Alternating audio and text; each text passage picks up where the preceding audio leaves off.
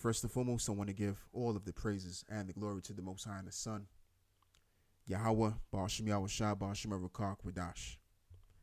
And double honors to the apostles of the great millstone, and salutations to the Yakim out there that continue to further this ministry, exhorting Yahweh Shai in that regard, and as well as to those that are heeding thereto to the ministry. And if I didn't say, I'll say it again. Double honors to the apostles of the great millstone that taught me this truth through the inspiration and power of Yahweh Shai. It's the brother Mod coming at you with another video. And in this video, I'm going to be talking about, as you can see in the title, this prophecy that we vehemently expect to come to pass.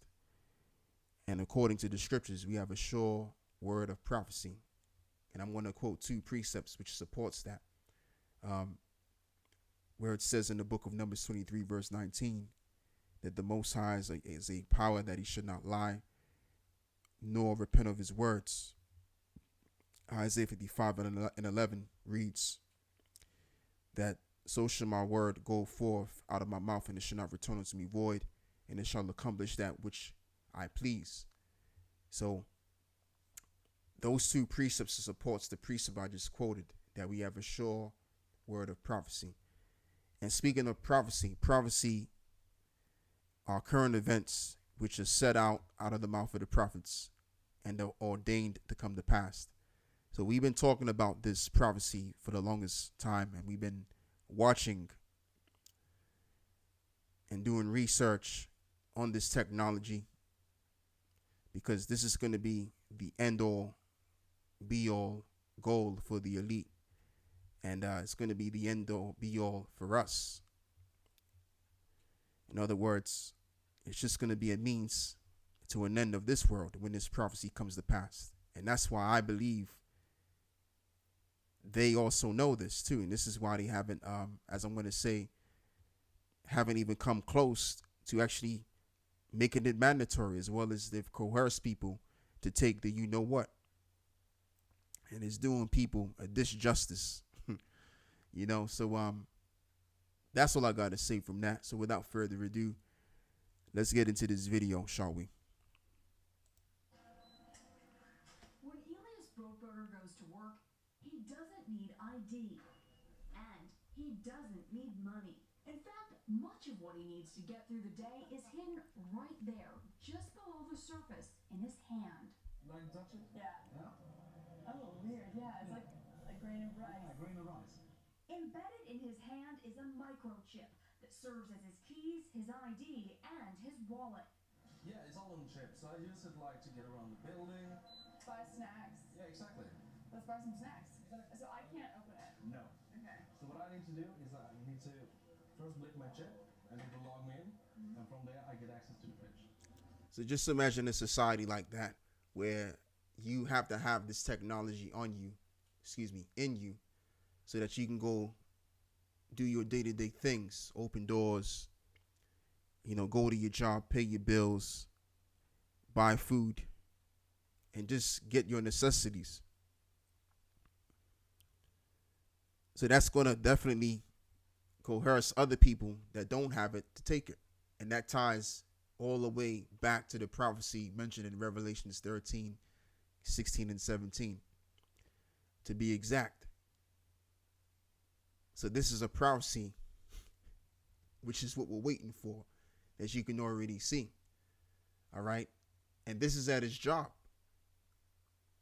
But this will be the entire world. Popular TV shows like Black Mirror have imagined chips as part of a dystopian future. Install in-grain procedure with local anesthetic and you're good to go. In Sweden, the microchips are already here. The microchip implants use the same. And I'll even go as far as saying this: if the Caragmas are in Sweden already live and working, then the Caragma in general for the world to come is already here too.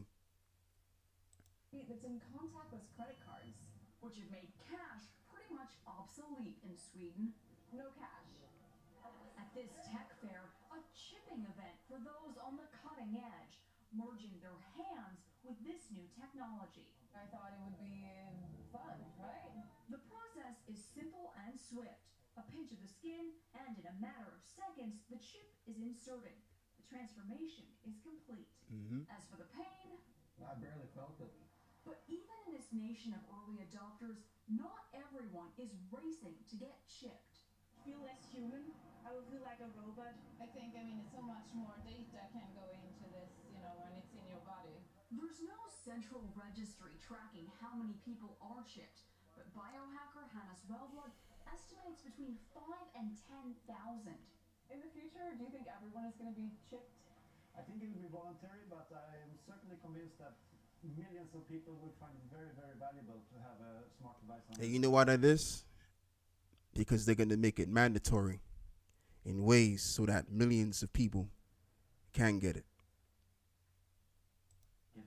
Human microchipping may be our future, but in Sweden, it's already reality. Sarah Harmon, NBC News, Stockholm. NBC News fans. So that's all I want to really show you, brothers, and as well as I want to show you this too. Down here in the UK, they're predicting by, in a matter of 4 years' time, about 4.5 years' time, no one's going to be using cash at all. And I mean, you do have that already. You got people using their phones, people using their credit cards. Even I myself, I find myself using my card more often than actually using cash to buy my goods. So now, it doesn't seem so taboo to inject something inside of you to where it'll have all of your bank details in it, all of your medical data in it. And with all of that being said, you can open doors, you can buy your goods, you can do whatever it is that you need to do. You can go to work, pay your bills. So yeah. But again, it all goes back to this, baby. Revelations 13, verse 16 and verse 17. All right. So anyway, it says, and he causeth all, both small and great, rich and poor, free and bond, to receive a mark in their right hand or in their forehead, and that no man might buy or sell, say that he had the mark or the name of the beast or the number of his name. So now what we're going to do is let's go back and let's play this video again and showing how this man is able to open the door. Because if you can't open the door without it, then there's no way in hell you can buy any goods. If the world was transformed into this. Open it. No. Okay. So what I need to do is I need to first blip my chip and it will log me in, and from there I get access to the fridge. Popular TV shows like Black. So there you go. So let's just say you go into a store and you have the thing inside of you and you swipe your hand, which was once a card reader and is no longer a card reader anymore, but more of a hand reader. Then you can now buy your goods. Then you can open doors of goods that you want to buy, and you can get what you bought. So those that don't have it won't be able to do what? Buy or sell. So let's read this again. And that no man might buy or sell save he had the mark or the name of the beast or the number of his name. And you know what's preparing you for that mark? The Caragma? Is this Rock'em the Shock'em the Sleep Dragon juice they're promoting you to get, which is been a disjustice to a lot of people, especially down here in the UK. I found out that 80% of people have already taken it, and 77% have already taken it in America. So, these people that remain alive with the juice inside of them, they're going to take the you-know-what. Okay? And this juice that's inside of them, what I forgot to mention is the fact that it's souping the body up for the Caragma. So let's just say you didn't take none of those jabs. The mark won't be able to work on you because your body is not souped up for the Caragma for you to take. All right. So let's read some other scriptures. Because when you read the book of Revelations 13 and the 15th verse, right, it says that he will give life unto the image of the beast. So when you read Revelations 13 and 15, it says, and he had power to give life unto the image of the beast. Who is the he? The he is the so-called white man. And the image of the beast. Let's look up the word image.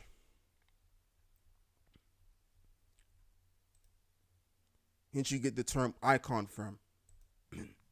Strong's G 1504, icon. Icon. Yeah, so it means an image, figures, likeness, an image of things, used of a moral likeness of renewed men to God, which they're going off on that. But the point of the matter is that Esau wants you to be like them. And if you're not like them, then as it reads, that the image of the beast should both speak and cause it as many as would not worship the image of the beast should be killed. So a part of worshiping the image of the beast, which the beast just represents this system entirely, this empire. When you take that Caragma, which they're going to administer you later on, I mean, it could be probably like next year, it could be the year after that. But when they do make it mandatory and you take that mark, that's you giving your life to the image of the beast. And you know what that goes into? That goes into you worshiping another god. Now, these other nations that are outside of the chosen nation can take the mark as much as they can, because it really doesn't apply. The Lord ain't really concerned with these other nations, no way. He didn't give his laws, statutes, and commandments to them. But the most important, speaking about the law, statutes, and commandments, the most important law and statute was given to the Israelites to keep. And this is it right here. So I just want to read, beginning with Exodus 20, verse 1. And the Most High spake all these words, saying, I am the Lord thy power, which have brought thee out of the land of Egypt, and out of the house of bondage, and thou shalt have no other gods before me. Thou shalt not make unto thee any graven image or any likeness of anything that is in heaven above, or that is in earth beneath, or that is in the water under the earth. So the first commandment is to not worship other gods. So when you take the Caragma, what are you doing? You're giving reverence to this God. And the God is now the system. Okay? You went from believing in this pseudo God that you once believed in to believing in another pseudo God, which is the system entirely. Okay? So again, let's read this again. Thou shalt have no other gods before me. So who was this commandment given to? This was given to the Israelites. All of the commandments that you read in the Bible, in the Torah, it was given to the Israelites. It wasn't given to no other nations. So the other nations, they can take as much of these Caragmas as possible. They're still going to be destroyed, and they're still going to be our slaves. It makes no difference. But for the Israelites now, this matters. So if an Israelite man decides to take the Caragma, he's going to have to deal with the destruction. Why? Because what he decided to do, whether he realized it or not, or she decided to do, whether she realized it or not, she's put aside the real God of heavens and the earth and made the system her God. So this is why Revelations 14:9 says this.